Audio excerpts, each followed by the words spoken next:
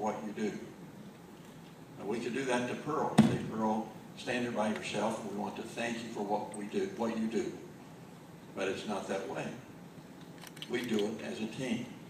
And this is a team that has worked together. And I've watched them do it. So much of it, though, is at times when we aren't here together. It's times when the doors of the church are closed and they're somewhere knocking on a door saying, we love you. We're here to encourage you. And whether it's groceries or a witness or prayer, they have done that repeatedly. It is a team, and I say that honestly. And for all of us staff members, we would all say we work as a team. There is a team right next door to me, right here, getting ready to say something as well. One other thing I want to say. Pearl, you came here back under Dr. Wagner's leadership.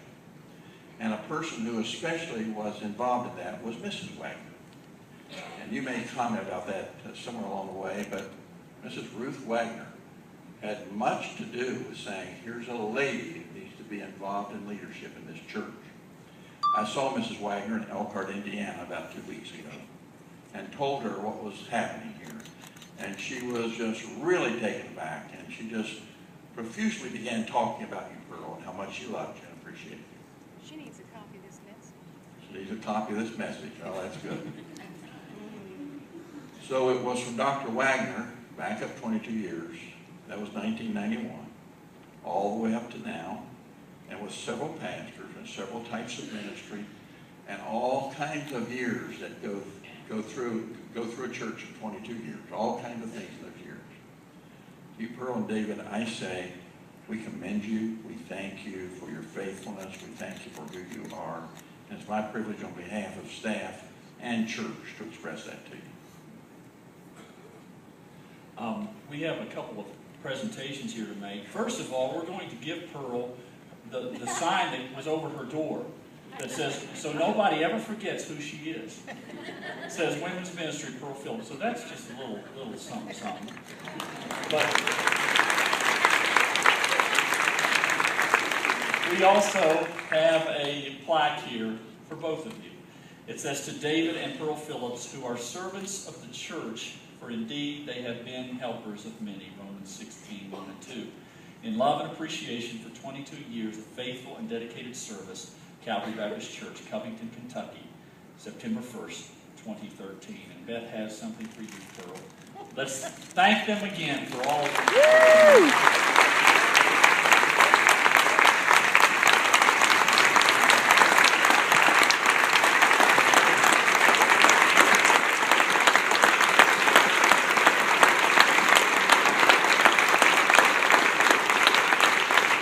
I asked Pearl the other day, I said, Pearl, what does this day mean? You can be seated. What does this day mean to you? And would you share, just for us, what that looks like? So, Pearl? He invited me to do this. But what are these scissors here? If I get a little long, I guess they'll take the time. You guys were not listening. They weren't listening this morning. I love that we're in 2 Corinthians. 2 Corinthians is one of my favorite chapters, and it's favorite books because it does talk about ministry and what it's like to be in ministry and how it's not always fun. Been in ministry for actually 35 years before David and I came here. We were in Christian education for 13 years in various places and taught English. And by the way, that would be the church, but you don't say the church. You say the Ohio, but you don't say the. So just need to correct that. That's just part of who I am. And I don't get to correct him very often. But taught music. When we came here, it was a huge change because I was no longer doing that. So I made one of those transitions at that point in time. And then I didn't understand what God was doing. I became a nanny to an attorney.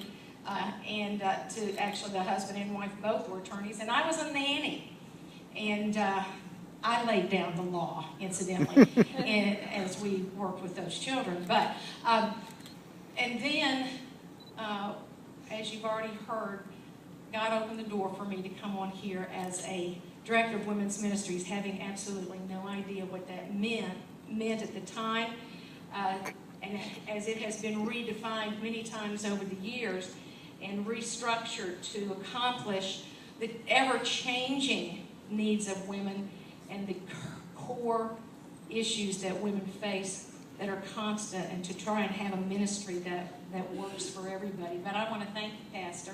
I want to thank you for this opportunity to share something.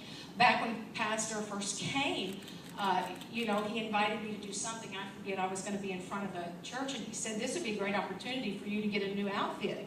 I haven't had a lot of new outfits since then. But thank you for this opportunity to get a new outfit, I'd just like to say.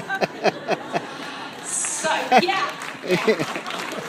Thank you, Burlington Coat. And so, with that opportunity, and being in 2 Corinthians 4, I have to tell you one of the favorite chapters of 2 Corinthians was when Paul finishes all these wonderful things that we're hearing that was going on in his ministry and how he was being beaten down by some of those things.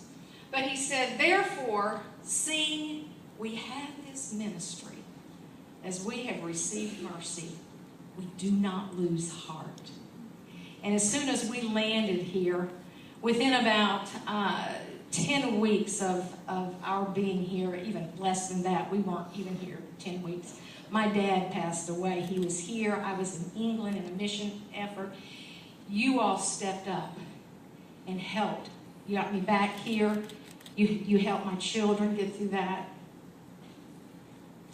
And then, a few years later, as my health began to be an issue, I wound up in the hospital with a quadruple bypass. I was just a kid. And at that point in time, you stepped up and we started to work together, and you were laborers together with me. And I so appreciate that, and we thank you. We thank you, Calvary Baptist Church. You've been there for us for 22 years as a church, as a family. And then a few years after that, it was the diabetic retinopathy, and almost lost my right eye. And God graciously, because of His mercy, gave me that eye back, and we did not lose heart. We did not lose heart when it was the heart. We didn't lose our sight, seeing that we had a ministry. And God said to my spirit at that time when I was screaming at Him, no, I don't scream at God. But I was saying in my heart, I was crying. I said, God, I cannot do ministry without my eyes. I've got to be able to see. I'm raising 3 girls. My husband's busy. We got to be able to do this, and I need my eyes. And in a sweet, comforting voice of the Spirit of God, He said, Pearl, you do not need your eyes. You need my eyes. And at that point in time, I began to see the ministry differently. And things began to come together. And there have been the complications of diabetes, and I've heard so many of your stories and your challenges and the things that God has brought you through. And many of you have been great examples to me of the grace of God in your lives. And you women who have come through so many things. And so my problem seemed little. But the health began to continue to be a little bit of an issue. And then came, in March, the hemorrhage in my left eye and the loss of that vision. So that we thought it would restore, and some of it's been restored, but it's not back. And so I began to get a little tired of all of this, but I had been tired before. And so when I mentioned that I was tired, they took that to be retired. So here I am. I'm retired. So he says in chapter 4, Paul goes on to talk about this. I'm going to introduce pastors next week's messages.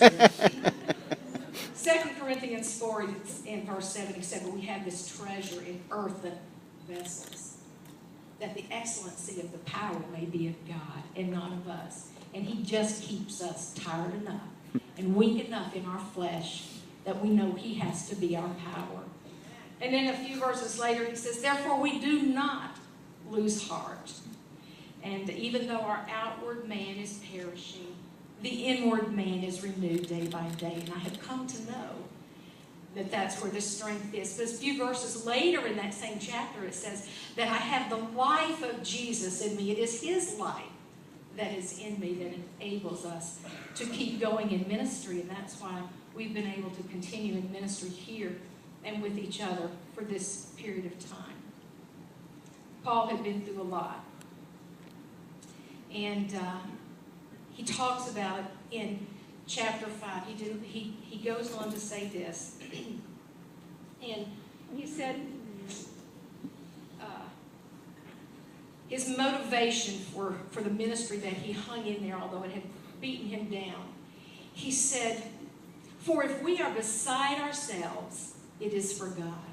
Paul was out of his mind, crazy in love with God.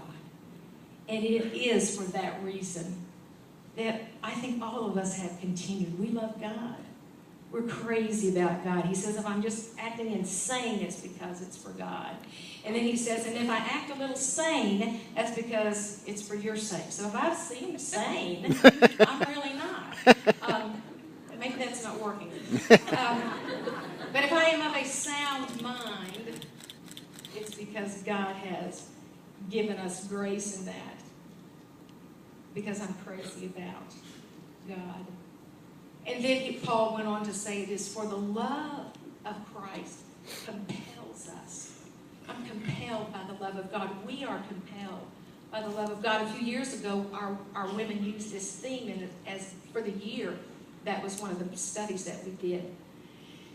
And then a little bit later, he says, therefore, if anyone is in Christ Jesus, he is a new creation. So I'm a new creation. We are new creations. And we are crazy about God. And we are compelled by the love of Christ. And then he nails it down, what his mission is all about, what he's here to do. He says, I am committed to the ministry of reconciliation that God has given us. And that is what our ministry